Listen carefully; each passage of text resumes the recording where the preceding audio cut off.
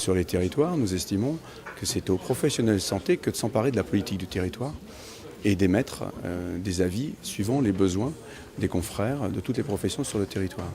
Mais ce que c'est pas ce que j'ai lu dans les amendements ce matin. Les amendements gouvernementaux parlent d'une administration de nouveau, toujours du territoire. C'est-à-dire qu'ils reprennent le schéma que nous connaissons déjà, c'est-à-dire le projet régional de santé, derrière un schéma régional de santé, puis un conseil territorial de santé, puis derrière une équipe de soins primaires qui prendrait le pouvoir sur le territoire. Et ces équipes de soins primaires, elles correspondent tout à fait aux maisons et pôles de santé payées par les ENMR. Le pouvoir est donné qu'à une seule sorte de soignants français, celle qui correspond tout à fait à ce que Madame la Ministre veut.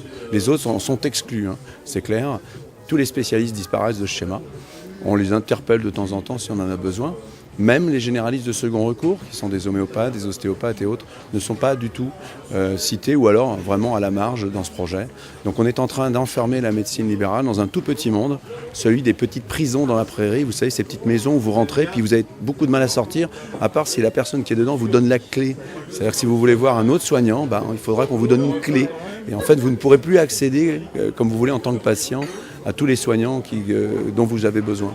Donc c'est un entonnoir. Ce système est un système d'entonnoir et très rapidement il sera bouché puisque la demande dans cet entonnoir va être croissante parce qu'elle met un tiers payant qui va permettre à tous les gens d'y aller en permanence. Ce qui fait que quand vous aurez vraiment besoin de soins, l'entonnoir sera bouché et vous serez obligé d'avoir une médecine à deux vitesses en extérieur et d'aller chercher du soin ailleurs, mais que vous n'aurez plus remboursé ni par vos mutuelles ni par personne. On a oublié dans les amendements de parler du tiers payant, parce qu'il n'y a aucun amendement sur le tiers payant, c'est assez fantastique. Ça fait 6 semaines qu'on discute sur le tiers payant et on n'y a aucun amendement sur le tiers payant. Donc pourquoi a-t-on été rencontrer ces gens-là si ce n'était pas pour modifier un peu le texte? Et puis ensuite, il y a le premier article qui est très clair et qui dit que globalement ce seront l'État qui va organiser le soin avec bien sûr la sécurité sociale, mais aussi l'apparition forte des mutuelles. Et c'est là où c'est le danger pour la population qui ne s'est pas rendu compte que derrière le flou du tiers payant généralisé que l'on met devant la communication de la ministre actuellement, eh bien, comme je le fais avec ma main, vous ne voyez pas ma tête derrière et vous ne voyez pas vos cotisations qui vont monter tranquillement sur vos comptes tous les mois. Et c'est ça le vrai danger de cette loi, c'est que les gens qui ont déjà des soucis financiers vont peut-être en avoir plus, puisque par exemple pour les retraités, leurs cotisations vont monter. Pour les gens qui sont au chômage et qui ne peuvent pas payer de complémentaires, eh bien, ils n'en auront pas.